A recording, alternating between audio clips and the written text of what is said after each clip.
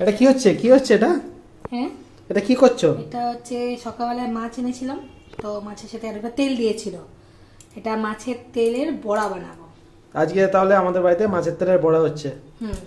Actually এটা পেঁয়াজ রসুন দিয়ে রেখেছি, কিন্তু তারপরে মনে হচ্ছে পেঁয়াজটা একটু কম, তাই জন্য আবার এই পেঁয়াজ কাটবো, কেটে দেবো, আর একটু কাঁচা লঙ্কা দেবো, আর দিয়েছি হচ্ছে বেসন। না, প্রথমে কি করলে? প্রথমে তেলটাকে নিয়ে কি করলে? মাছের তেলটাকে ভালো করে, মাছের যে মানে তেল পটকা যেগুলো থাকে সেগুলোকে সব ভালো করে ধুয়ে রাখা হয়েছিল, নুন হলুদ লঙ্কা দিয়ে খানিকক্ষণ রেখে দেওয়া হয়েছিল।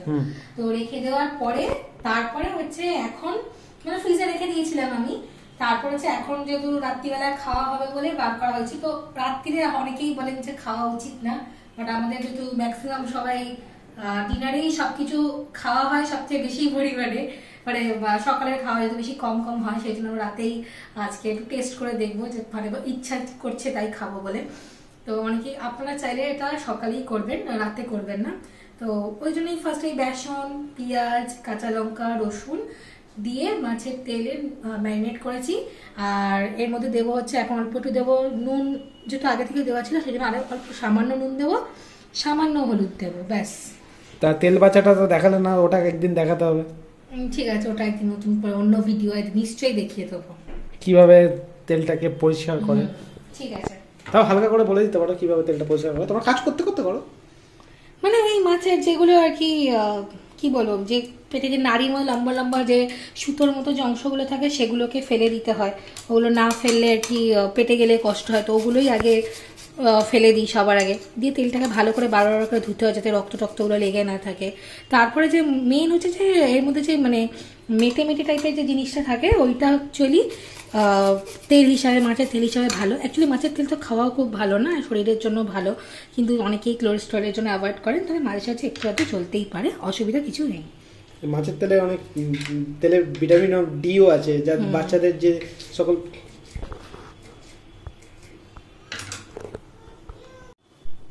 একটু বেসন নিয়েছো তাই তো?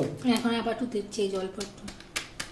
আচ্ছা, যেটা বলছিলাম মাছের তেলে ভিটামিন ডিও আছে, চোখের জন্য ভিটামিন এও অনেক পরিমাণে আছে, তো এটা খেলে খারাপ কিছু নেই, এটা স্বাস্থ্যের পক্ষে ভালোই, কিন্তু একটু বেঁচে খেতে হবে, নাহলে অনেক সময় পেট খারাপ হয় যদি এই পটকা টটকা কোনো চলে যায়, তাই তো? এক্স্যাক্টলি। ঠিক আছে, তাহলে আপনারাও দেখে নিন, খেতে ভালোই হয়, ভাত দিয়ে গরম গরম ভাতের সঙ্গে বড়া করে খেতেই পারেন, ভালো লাগবে। আমার তো খুব ভালো লাগে, ইভেন অনেকেরই ভালো লাগে পরিষ্কার ফ্রেশ মাছের তেল ফেলে। আমি তো বলবো মাঝে সাঝে আপনি মাসে একবার থেকে দুবার আপনি খেতেই পারেন, এটা মনে হয় না খুব একটা মানুষের শরীরে সমস্যা তৈরি হবে বলে, মানে আমাদের আপামর মধ্যবিত্ত বাঙালি। এটা খুব তেল নেই, অল্প তেলের, খুব সামান্য পরিমাণ তেল ছিল, খুব খুব মানে হয়তো হিসেব করলে যদি আমরা দাঁড়াতাম তেল পটকা সমস্ত কিছু বাদ দিয়ে দিই হিসেবে দাঁড়াতো, তাহলে হয়তো মেনলি হয়তো 5 থেকে 6 গ্রাম তেল আমরা পেয়েছি। তারপর হচ্ছে এইগুলো পেঁয়াজ রসুন গেছে, এবং সেটাকে আমি যেটা কাজও করি, যেহেতু মাছের তেল থেকে প্রচুর পরিমাণ তেল বেরোয়, এই জন্য যখন কড়াই সর্ষের তেলে ভাজি তখন খুব অল্প পরিমাণ তেল দিয়ে আর ছোট ছোট ছোট ছোট করে ভাজি, যাতে হচ্ছে তেলটাও কম লাগে। মাছের তেলেই মাছ ভাজা, যাকে ওই প্রবাদ বাক্য আছে, সেই কাজটাই করি। ঠিক আছে, একবার ট্রাই করে দেখতে পারেন, অসুবিধা নেই। ঠিক আছে, এটা হয়ে গেছে, অলমোস্ট ডান। এবার ভাজবো, এবার তাহলে ভাজা হবে। তেল দিলাম কড়াই, অল্প পরিমাণ তেল, একটু ছিটকাবে, ঠিক আছে? এটা আচ্ছা, তো কড়াটা ধুয়েই বসানো হয়েছিল মনে হয়, তাই তো? কড়াটা ধুয়ে একটু কড়াই রান্না হচ্ছিলই, তো সেই রান্নাটা করতে করতে একটু অন্য তেলটা আবার ট্রান্সফার করে ফেলে দিই, সেই জন্য। এবার তেলটা গরম হোক, আর একটু হিট হবে, এখনো হয়নি।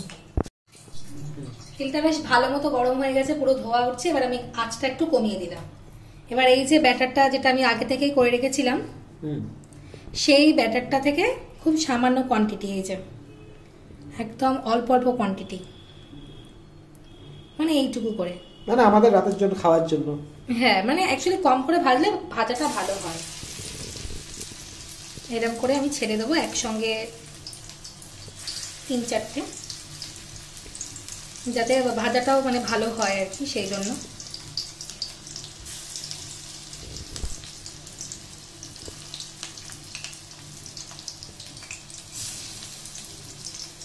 ব্যাস, এটা মা মানে আমার শাশুড়ি মা, উনি আরও ভালো সুন্দর শেপে এটা করতে পারেন, কিন্তু আমি এখনও অত ভালো শিখিনি। আমার হাত থেকে এখনো সুন্দরভাবে অত সুন্দরভাবে জিনিসটা পড়ে না, তবে হ্যাঁ খাওয়ার টেস্ট মোটামুটি ভালোই আসে।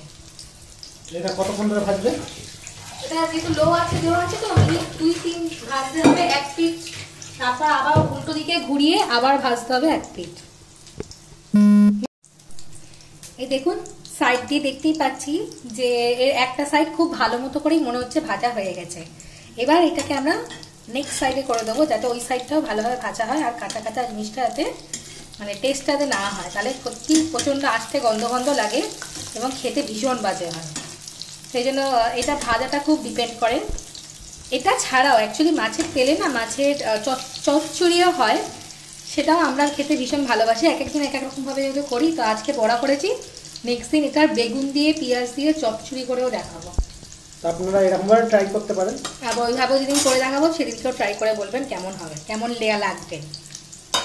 দেখো এইভাবে মোটামুটি লাল লাল হয়ে গেলেই, মানে এই সাইডটাও ঠিক এইরকম কালারেরই লাল লাল যখন হয়ে আসবে তখন এটাকে আমরা নিয়ে নেব।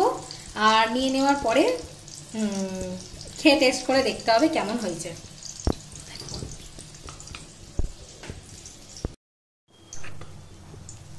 হয়ে গেছে ভাজা এই বোথ সাইডই, তুলে নিচ্ছি আমরা।